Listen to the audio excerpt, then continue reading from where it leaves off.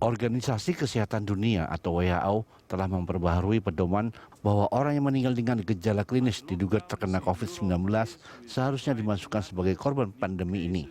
Mengacu pada pedoman ini, jumlah korban jiwa akibat COVID-19 di Indonesia lebih banyak 3 kali lipat dari angka yang dirilis pemerintah. 11 April 2020, WHO menyatakan kematian COVID-19 didefinisikan sebagai kematian yang secara klinis diduga disebabkan penyakit ini atau yang telah dikonfirmasi, kecuali ada penyebab kematian lain yang jelas tidak dapat dikaitkan dengan COVID-19, misalnya karena benturan. Peneliti biostatistik Eijkman Oxford Clinical Research Unit Iqbal Rizky Fahri El Yasar mengatakan panduan WHO seharusnya jadi acuan pemerintah Indonesia dalam melaporkan jumlah korban COVID-19 karena lebih memberikan gambaran sesungguhnya. Pada 23 April 2020, pemerintah pernah memberikan jawaban atas hal itu. Juru bicara penanganan COVID-19 Ahmad Yuryanto mengatakan data terkait ODP dan PDP tetap harus dihimpun sebagai landasan dan acuan dalam penanganan, termasuk pendistribusian APD dan regen. Pemerintah tidak berkepentingan dan tidak mendapatkan keuntungan apapun dengan memanipulasi data. Sekali lagi, saudara-saudara, pemerintah tidak berkepentingan dan tidak mendapatkan keuntungan apapun dengan memanipulasi data. Justru sebaliknya, akan merugikan dan mengkacaukan kerja keras yang selama ini kita bangun bersama. Data kita bangun secara berjenjang dan terstruktur. Permasalahan data korban COVID-19 ini juga pernah disampaikan Ketua Umum Ikatan Dokter Indonesia atau IDI, Daeng M. Fakih. IDI meminta pemerintah tidak hanya mengumumkan data pasien meninggal positif virus corona, namun pasien yang meninggal dalam status PDP juga perlu diumumkan. Namun hingga saat ini, data yang dirilis gugus tugas penanganan COVID-19 setiap sore, jumlah korban yang diumumkan hanya berdasarkan kasus yang terkonfirmasi positif. Tim Liputan Berita 1, Jakarta. Standar WHO mengenai data meninggal karena COVID-19 diperkirakan berlipat. Itulah tema dialog kita di Morning Talks pagi hari ini. Untuk membahasnya kita terhubung dengan Ketua Satgas PBID untuk COVID-19, Profesor Zubairi Jurban. Selamat pagi, Prof. Selamat pagi, Mas Rudi. Terima kasih sudah bergabung bersama kami, dan pemirsa, kami juga mengundang Anda untuk bergabung bersama kami dengan menghubungi nomor telepon yang nanti ada di layar televisi Anda. Prof, ini sebetulnya pernyataan dari WHO itu agak sedikit mencengangkan buat masyarakat umum ya. Kalau dikatakan bahwa kalau menurut standar mereka yang saat ini, bahwa data mereka yang meninggal karena COVID-19 bisa 3 kali lipat dari yang resmi telah diumumkan oleh pemerintah. Tanggapan dari Prof. Ya, itu sebetulnya hanya beda definisi operasionalnya saja.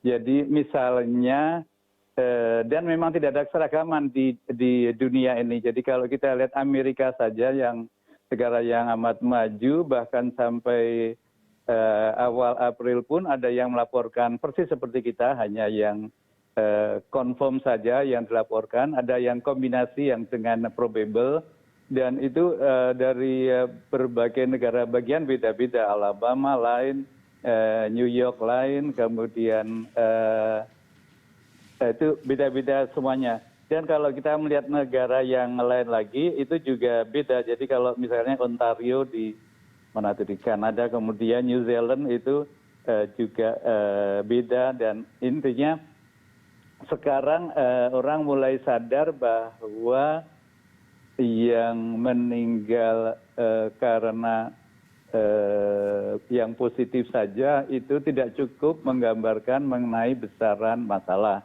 Karena itu kemudian WHO mengeluarkan saran agar yang meninggal itu juga dimasukkan yang probable.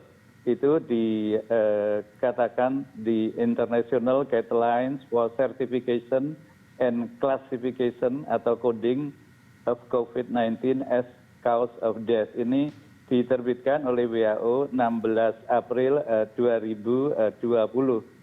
Kemudian untuk tanggal yang hampir sama, jadi belum lama, Amerika yang amat beda dari negara bagian ke negara bagian lain, itu kemudian mengeluarkan juga saran, jadi belum wajib agar negara bagian juga mencantumkan yang disebut meninggal itu tidak hanya yang positif PCR saja, namun juga yang probable. Oke, Prof, artinya kalau misalkan tadi disebutkan di Amerika, di negara yang sudah maju saja masih banyak yang berbeda cara penghitungannya. Ini sebetulnya standar yang digunakan selama ini oleh dunia itu standar dari mana? Nggak ada standarnya, jadi sekarang baru ada. Setelah WHO menyarankan itu masing-masing negara mulai menyesuaikan. Jadi memang ini suatu proses yang dinamis. Karena itu memang seperti pernah saya bilang, sikap, kebijakan, definisinya pun bisa berubah. Jadi misalnya kalau di Ontario itu yang disebut probable itu misalnya panas lebih dari 38 derajat Celcius atau batuk, dan dalam 14 hari ada riwayat bepergian ke daerah impacted, daerah yang merah, kemudian kontak dengan kasus yang confirm atau probable, atau kontak dekat dengan pasien infeksi saluran nafas akut yang pernah bepergian ke daerah yang terinfeksi, yang impacted. Oke, kalau dari ID sendiri lebih prefer kemana, Dok? Kenapa?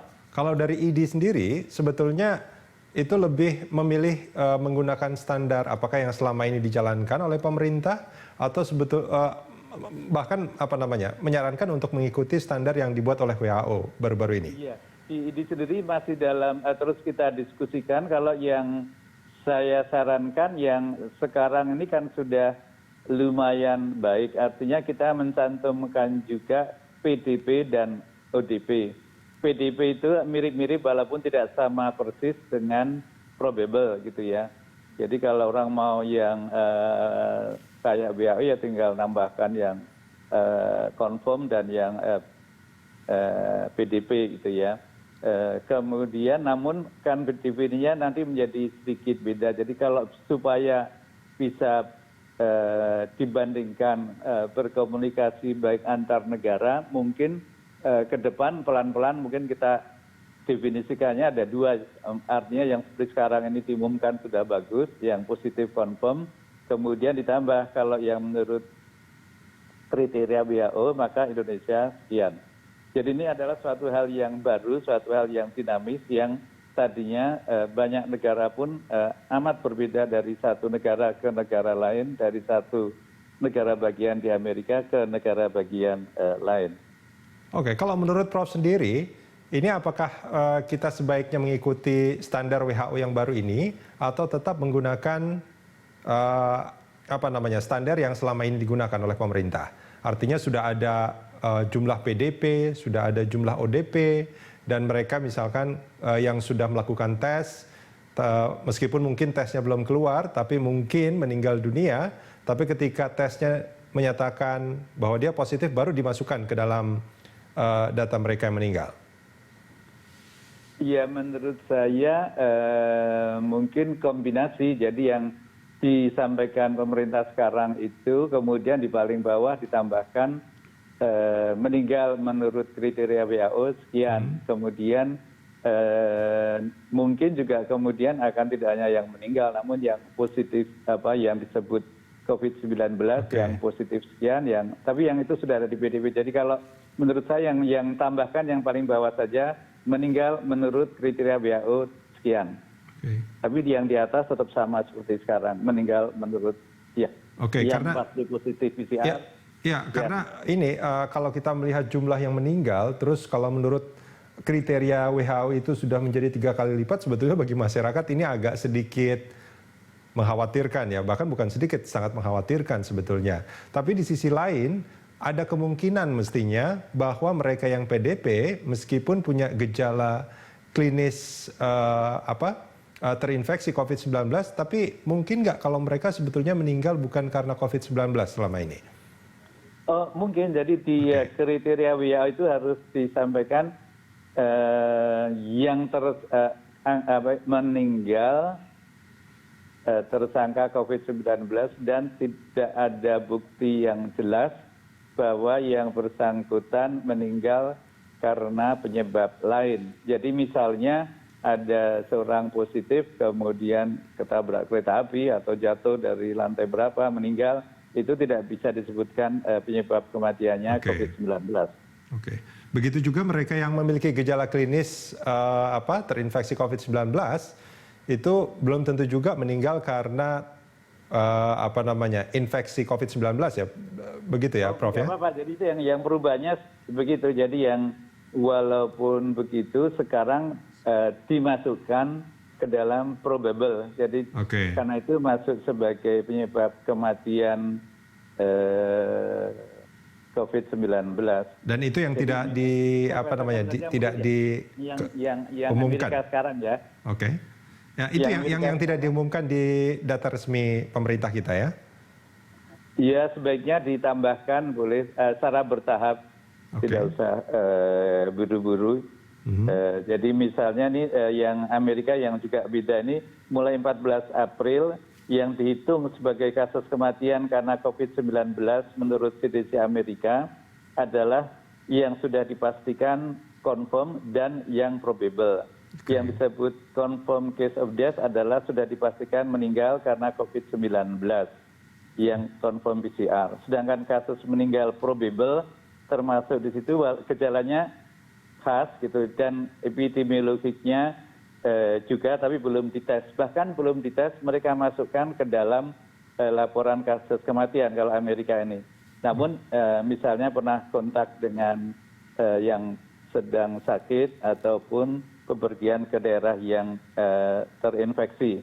Itu sudah dimasukkan kalau di Amerika. Yang kedua, kasus meninggal probable termasuk yang gejalanya klinik dan epidemiologiknya tapi belum dites. Kemudian kriteria yang labnya presumptif, jadi laboratoriumnya pun belum pasti, namun gejala kliniknya ada. Kemudian yang ketiga memenuhi syarat record kriteria tanpa data lab yang confirm. Jadi memang sekarang disarankan lebih longgar. Tapi masih semuanya dalam proses penyesuaian sekarang ini. Oke, Prof. Dengan pernyataan bahwa kalau seandainya yang probable itu, yang memiliki gejala klinis COVID-19 itu juga dihitung, kemudian dikatakan bahwa jumlah mereka yang meninggal bisa mencapai 3 kali lipat, ini sebetulnya berlebihan atau terukur sebetulnya?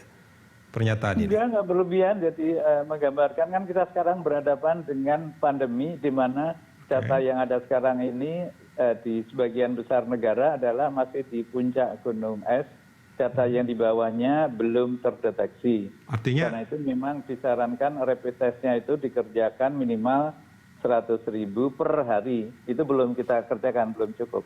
Artinya selama ini paling tidak di Indonesia mereka yang meninggal yang belum terdeteksi bahwa dia positif itu jumlahnya sudah 2 kali lipat yang sudah resmi diinformasikan ke publik. Iya, tapi sebetulnya kan kita juga perlu lihat negara lain walaupun dikalikan berapapun, kalau dibandingkan dengan Perancis, bahkan Belanda, Spanyol, Italia, Inggris, apalagi Amerika, itu kita masih jauh lebih sedikit walaupun dikalikan sekian kali pun. Oke, baik. Prof, kita jeda sebentar, kita akan lanjutkan ini di segmen berikut. Pemirsa jangan kemana-mana.